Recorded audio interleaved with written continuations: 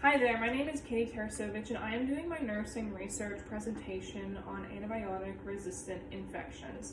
So first and foremost, my PICO question is, what is the most effective method to prevent an antibiotic-resistant infection in the hospital? So healthcare-associated infections. These date back all the way to Florence Nightingale. She was a nurse in the Crimean Wars. Healthcare-associated infections are infections that occur 24 to 48 hours after admission into the hospital. And sometimes they can be antibiotic resistant. So it's not just you got a cold while you're in the hospital, you got a fever when you're in the hospital. Like, these are antibiotic resistant. It takes a lot more to kill this disease. Like, it's a lot more effort. So Nightingale promoted a sterile environment. So her theory was all about the environment. So having a clean environment, whether that be use sterile water, fresh air, light, vitamin D, just getting outside, just fresh air and sun can do a lot, period. But also just having a sterile environment and like nurses and doctors and everybody keeping aseptic technique when they're in the room, washing their hands after they leave the room, using hand sanitizer before and after entering the room. After they touched any of the patient's personal belongings, they need to wash their hands, use hand sanitizer, stuff like that. Just keeping it sterile, and that will just promote healing for the patient, Theoretical framework. Wearing PPE will decrease the amount of healthcare-associated infections. So I have a picture right here. I don't know if you can see it. So first, the picture is standard PPE. So that's just a gown, it's gloves, it's a mask. And that's just standard. And then there's full PPE, which is what you would normally see if you're going into the rooms with antibiotic-resistant infections. Those precautions are called contact. So you want to be fully gowned up. You want to have gloves on. You want to have probably double gloves, a face mask, face shield if you prefer to sometimes. And then enhanced PPE, those are more so for respiratory infections. And that's like the PAPR you see right there. You wouldn't really necessarily need those for contact resistant, but no one is stopping you. So yeah, theoretical framework, keeping a sterile field, wearing PPE, washing your hands, using hand sanitizer. Education, not only to nurses and doctors and the staff, also patients and family, the family will be in the room and they'll touch things in the room and they don't realize, how many people previously have touched it, the hospital is how many years old. Yes, people clean the room once people are discharged, but you always got to be safe in washing your hands, even if, all you did was touch a bed rail as a family member.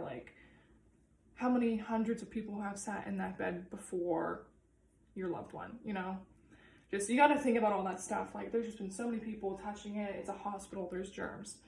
Washing hands. Education is important. So for the method of this experiment, it would be random for healthcare-associated infections related to antibiotic-resistant infection. So those two things, it would just be random assessment. So that would just mean literally anybody in the hospital, any age, any gender, anything like that. But probably sticking to ICU floors would probably be a better idea. But at the same time, random assessment is random assessment. It doesn't matter what floor you're on or anything like that, or what illness you have.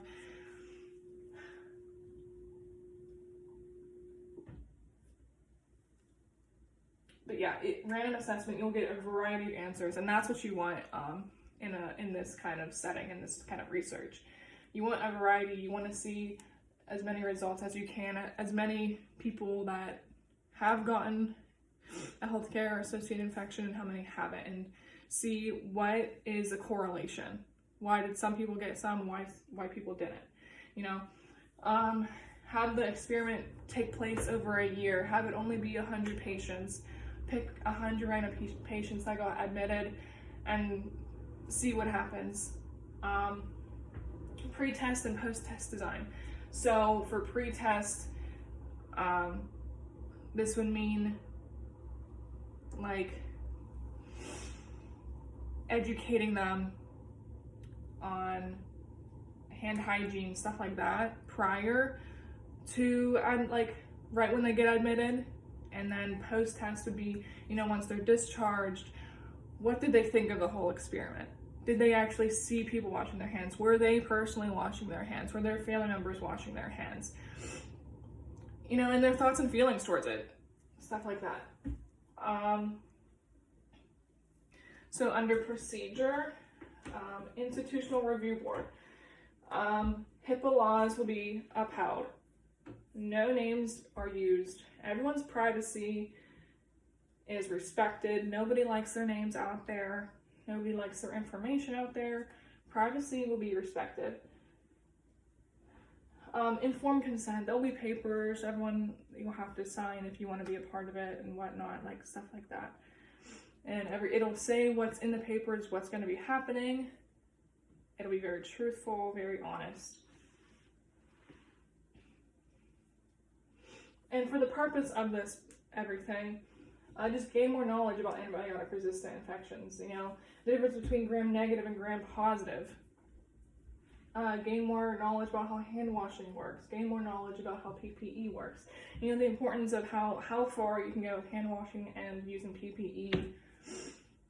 It's important. Like I have this picture right here, and it says antibiotic-resistant infections will kill more people than cancer and diabetes combined by 2050.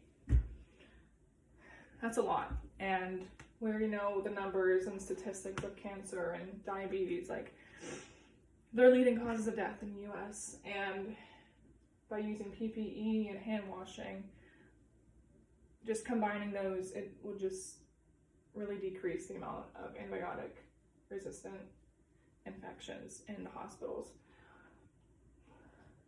Review of literature. So I have 5 articles listed here. They all have to deal with antibiotic resistant infections. So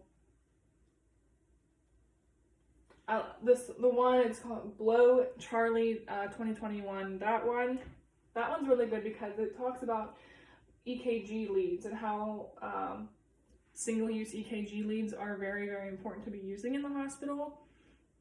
Although it will cost more money, having a single-use EKG lead would actually be a lot more beneficial to everybody involved, even though it's more money.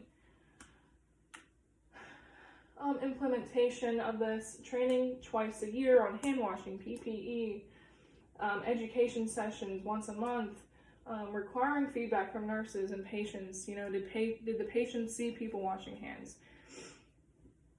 Were they washing their own hands? Did they see their family members washing hands? You know, were they educated at all in the hospital while they were there about how to wash their hands, how frequently they should be washing their hands, stuff like that. So I have a picture here how antibiotic resistance happens. Lots of germs and some are drug resistant. Orange ones are normal bacteria. Blue is resistant bacteria. Antibiotics kill the bacteria causing the illness as well as the good bacteria protecting the body from infection. And there's only one blue one there. And now all of them are blue, and these are all resistant in bacteria. The drug-resistant bacteria is now able to grow and take over. And now here, the last picture, some bacteria give their drug resistance to other bacteria. So overall, I hope that I was able to educate you and all this research